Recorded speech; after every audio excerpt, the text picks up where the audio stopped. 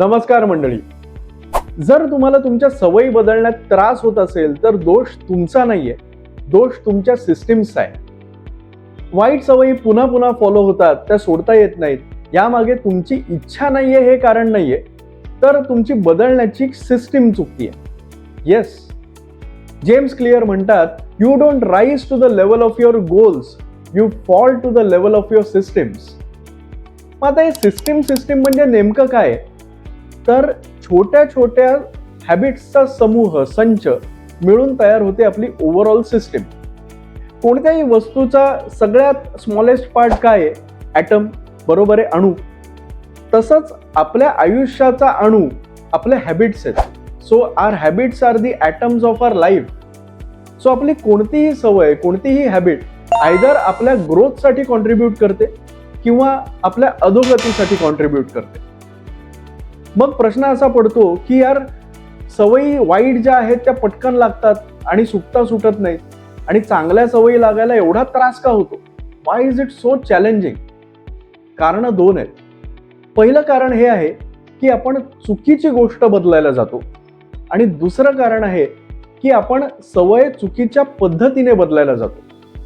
यातलं पहिलं कारण आपण नीट समजून घेऊया. आपण चुकीची गोष्ट बदलायला जातो म्हणजे नेमकं काय?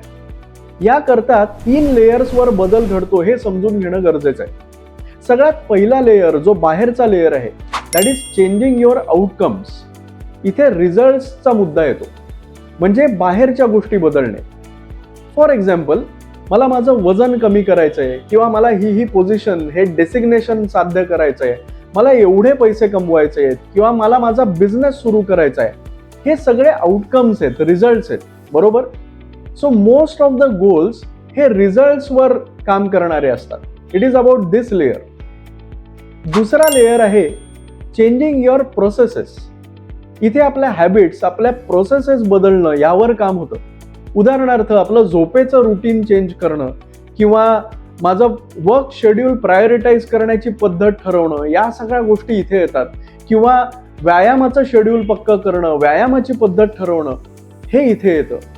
So your habits and processes are link to this layer. आणि तिसरा, सगळ्यात महत्वाचा, सगळ्यात डीपेस्ट लेयर येतो चेंजिंग युअर आयडेंटिटी. इथे स्वतःबद्दलचे बिलीफ्स, लोकांबद्दलचे बिलीफ्स, जगाबद्दलचे बिलीफ्स येतात. इकडे what do I believe about myself, मी कोण आहे, मी कसा आहे, हे सगळ्यात जास्त महत्वाचं ठरतं. सो इन नटशेल सांगायचं झालं तर outcomes are about what you want to achieve, काय साध्य करायचंय. Processes are about how will you achieve it, ते कसं साध्य करायचंय. आणि सगळ्यात महत्वाचं आहे identity, which is about what do I believe. आता या तिन्ही लेयर्सवरचे जे बदल आहेत ना, ते बदल चांगलेच आहेत, त्यात काही वाद नाही. पण बदलाची डायरेक्शन खूप महत्वाची आहे. बरेचदा आपण चुकीचं काहीतरी बदलायला जातो, म्हणजे काय करतो, तर आपण बाहेरनं बदलाची सुरुवात करतो. म्हणजे काय, तर आउटकम बेस्ड हॅबिट्स वरती पहिला फोकस करतो, आणि खरी गडबड तिकडेच होते. उदाहरणार्थ, मला वर्ल्ड कप जिंकायचा आहे आणि मला एक उत्तम क्रिकेटर व्हायचंय. या दोन्हीमध्ये फरक आहे. फरक काय? एक इव्हेंट ड्रिव्हन आहे किंवा आउटकम ड्रिव्हन आहे, वर्ल्ड कप जिंकणं, आणि दुसरा आयडेंटिटी ड्रिव्हन आहे, मला उत्तम क्रिकेटर व्हायचंय. ज्या वेळेला आपण आउटकम बेस्ड हॅबिट्स वरती फोकस करतो ना, त्यावेळेला शॉर्ट लिव्ड बदल अनुभवायला मिळतात. पण ज्या वेळेला आपण आयडेंटिटी ड्रिव्हन हॅबिट्सवर फोकस करतो, त्यावेळेला बदल खऱ्या अर्थाने सस्टेन होतो, कारण तो आपल्या आयडेंटिटीचा एक पार्ट बनून राहतो. यामागे सुद्धा कारण आहे. We take pride in who we feel or believe we are. आपण ना आपल्या आयडेंटिटीचा असा एक पार्ट असतो ज्यावर आपलं एवढं प्रेम असतं आणि आपल्याला त्याचा अभिमान वाटतो. उदाहरणार्थ, एखाद्या व्यक्तीचे बायसेप्स खूप स्ट्रॉंग असतील आणि त्याला त्याचा अभिमान असेल, तर तुम्ही पहा ना, तो त्याचं वर्कआउट अजिबात स्किप करत नाही.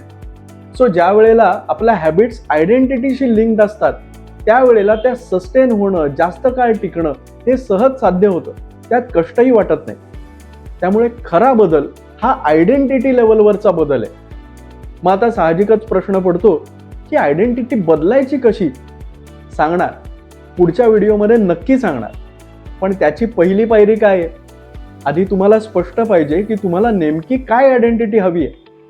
फॉर एक्झाम्पल, मी स्वतःवर I am a healthy person he identity घेऊन काम करतोय.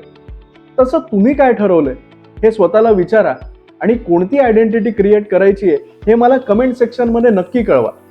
पुढच्या व्हिडिओमध्ये आयडेंटिटी क्रिएट कशी होते आणि त्यात बदल कसे करायचे यावर 100% बोलू. See you in the next video. Till then keep following आणि हा व्हिडिओ तुमच्या जवळच्या लोकांशी नक्की शेअर करा.